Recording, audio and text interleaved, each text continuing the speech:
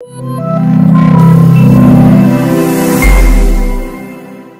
up guys, Trilogy with Trilogy Effect. Today we're going to be doing a D&D video following up on my how to make videos. We did how to make a barbarian, how to make a bard, how to make a wizard, and today we're going to be doing how to make a sorcerer. I know we're not going in any like alphabetical order, but we're going off of my preference and what I really like. And the first class I ever played in D&D was a sorcerer. I believe it was a shadow sorcerer, and I had this really cool thing.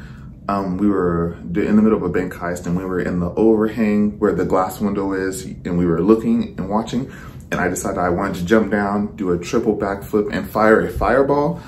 I know that's not action economy, but it was like the first thing I ever did in D&D, so my dungeon master let me roll for it. Of course, I rolled horribly, so as I jumped through the window, I tripped and I set myself on fire. But I said, did anyone see this? He said, roll stealth.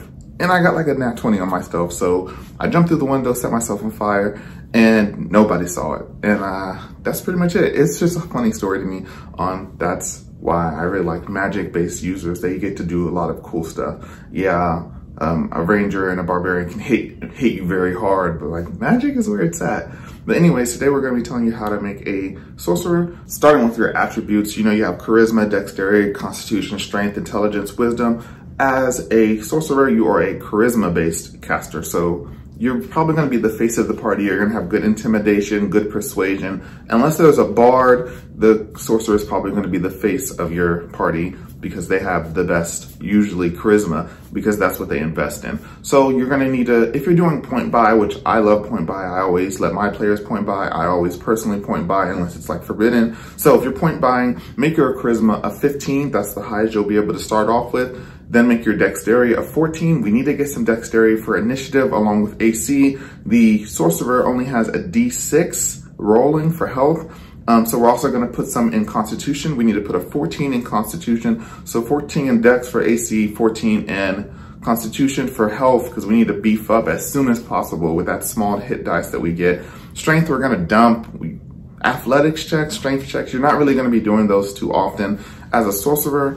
So we're just gonna dump it, put an 8 in strength, put a 10 in intelligence and wisdom, just because we need a little bit. We don't wanna be a dummy. And those skills that come with intelligence and wisdom can be more useful than athletics, which is all strength has. I think people would care more about strength if we had more stuff in strength besides athletics, but that's just me. Especially since you don't, in strength checks, you don't have to use strength. You can use acrobatics instead. Okay, and then as far as feats go, as far as consideration, there are a couple things.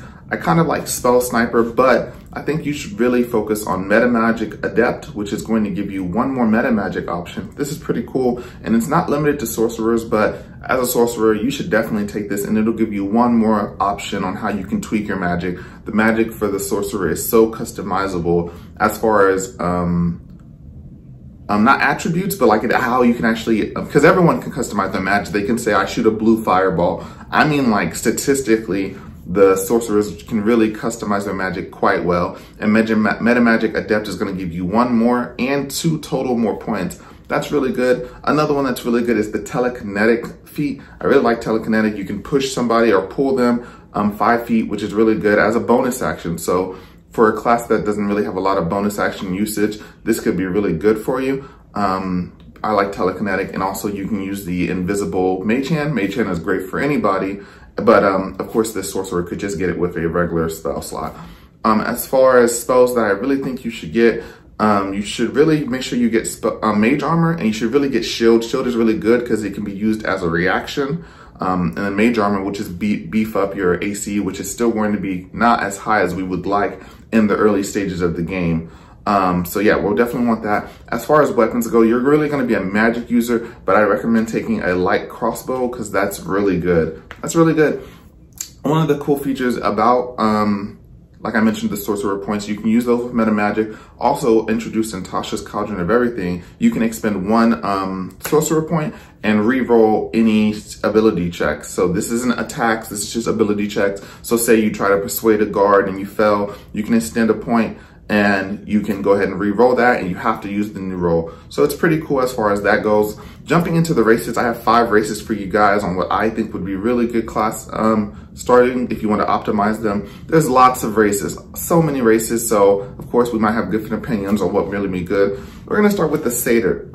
The Satyr is great for any class, I feel like.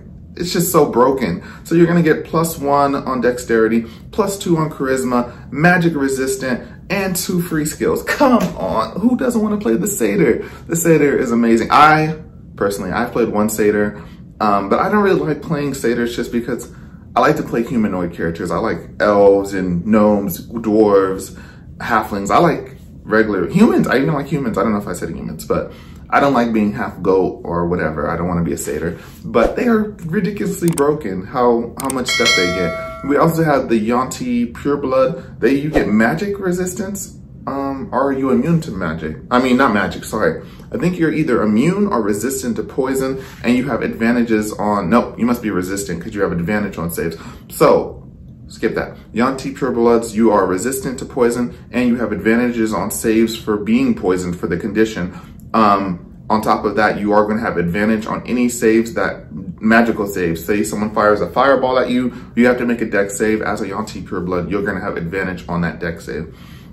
Next up, we're going to have the Tiefling, specifically the Winged Tiefling, in my opinion, is going to be amazing. You're going to have that fire resistance, a flying speed. Also, you're going to get +2 to your charisma. That's crazy. That's crazy. Yeah, I love flying. A lot of people ban flying in your campaign, so make sure that's good with your DM.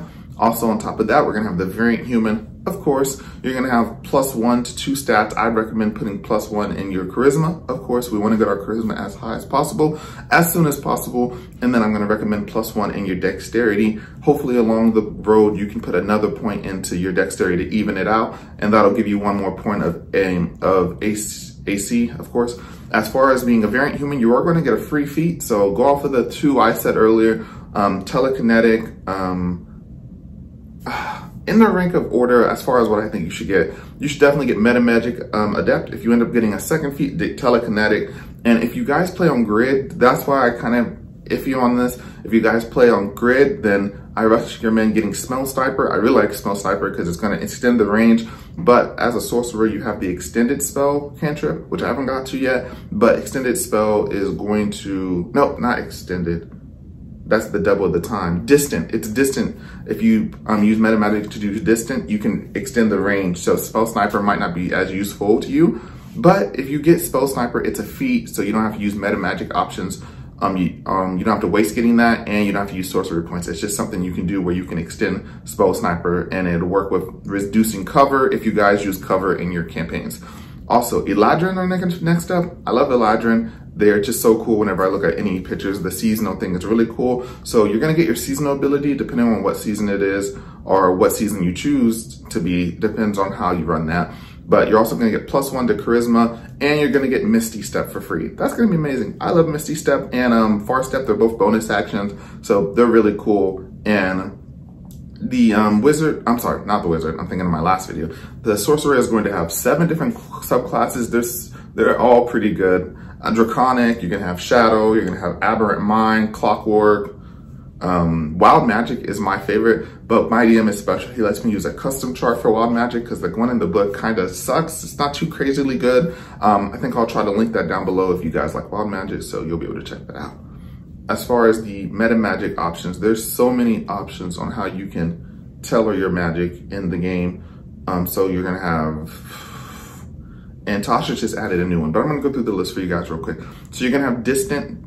Distant is gonna be 1 point. It's gonna let you double the range. I mentioned this a little bit earlier. So you can double the range, and then if you're casting a touch spell, you can give it a range of 30 feet. So that's pretty cool, and it only costs 1 point. So I really like that a lot. Next up, you're gonna have Careful. This is going to make you, if you cast like an area of effects like Stinking Cloud, and you have your team in the Stinking Cloud range, you can use Careful. It'll cost 1 point, and your compatriots who are in the stinking cloud will automatically pass the save. So that's pretty cool if you're like a big area effector. In my games, if you get stuck in that effect, you just gotta deal with it. You know what I'm saying? If you're beefy, you'll be all right. Like, you're just gonna have to take it. And stinking cloud's not gonna hurt that much anyways. You're just gonna lose your turn. So that actually might hurt more than getting damage because you lost your whole turn. But that's just my opinion. I mean, this is pretty cool, especially if you like area of effect attacks. Empowered is gonna let you reroll your damage, and that's gonna cost 1 sorcery point. If you take the extended one, the extended is gonna double your time if the spell is a minute or longer. So I don't know what you would need this for. Maybe it's like an outer combat thing, but in the middle of combat, usually most things are finished within a minute. Unless it's one of those combats that just drag on, and those are literally the worst. But say you do need this.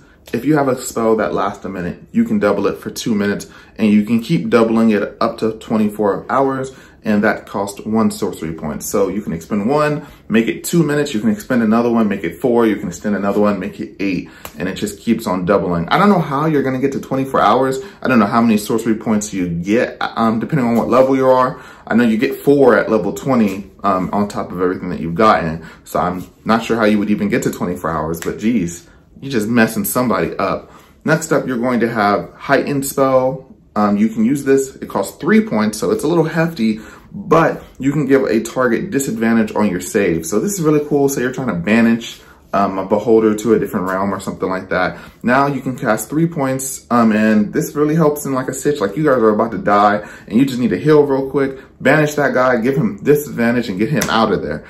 So that's pretty cool how you can do that. Next, you're gonna have Quickened. Quickened is really one of my favorite. I like Quickened and Twinned, but I haven't got to Twinned yet. Quickened is gonna let you cast 2 spells, and it costs 2 sorcery points. So this is basically, this is like the only instance that you'll ever be able to do this. Because sometimes some classes and stuff, races and stuff like that, they'll let you cast a spell and a cantrip, but you can never do both. With Quickened, you are so fast that you can cast 2 full-blown spells on your turn for 2 sorcery points, and I think that's super awesome. Almost no one, regular people can use their swords twice, 3 times even, maybe 4, but almost no one can cast more than 1 spell on a turn that's not a cantrip. So this is really cool, really, really cool.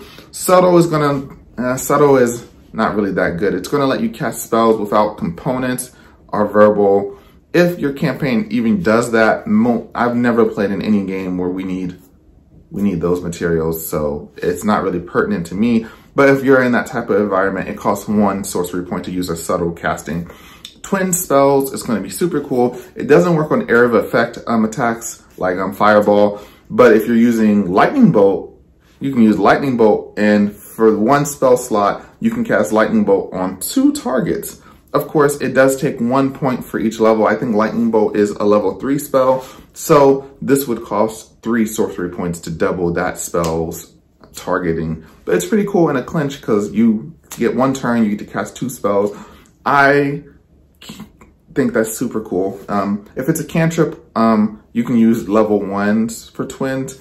It kind of sucks. If you're using a cantrip, you might as well just use a level 1 spell. They're probably more damaging, but there's some good cantrips like Poison Spray. Poison Spray is pretty decent for cantrip damaging. So now you can cast Poison Spray on 2 targets. So that's super cool. Next, you're gonna have Seeking. Seeking is like, it's like your spell is Seeking. So say you cast a spell, it misses, you can cast Seeking and it'll just roll back around and hit you. And that is basically gonna just let you re-roll if you roll a hit and you miss. It costs 2 sorcery points. 2 sorcery points is not too bad, I think, to re-roll a hit, especially if it's gonna be a really good spell. Like this is your 9th level spell or your 8th level spell or something high, and you don't wanna waste this spell slot, you can use Seeking and you can re-roll that, and that's pretty cool. Transmuted it's okay. It'll let you change the damage. This would be really cool if you can go to one of those rare damages like Radiant or Force, but there's a limited list. I think it's like the basics. It's Ice, Cold, Acid, those type of damages. It does cost 1 sorcery point, but I think this would really be cool if you could just change it to any type of damage, not the limited list that you have. But besides that, that's pretty much it. But yeah, guys, that's pretty much what you're going to want to look at doing. I told you about your attributes. I told you about the races. I told you about the meta magic and the abilities of the Sorcerer. If you're thinking about playing Sorcerer, try Shadow. Shadow's really good. Or try Wild Magic if you just want to really role play and have fun. See if your DM will let you use the custom list that I'm going to link down below. This is Trilogy with Trilogy Effect. If you haven't noticed yet, we do D&D content here. We also do manga, anime, tech. I really suggest you check out my channel. I have curated the playlist. I upload at least every 3 days, and I'll catch you guys next time. Peace.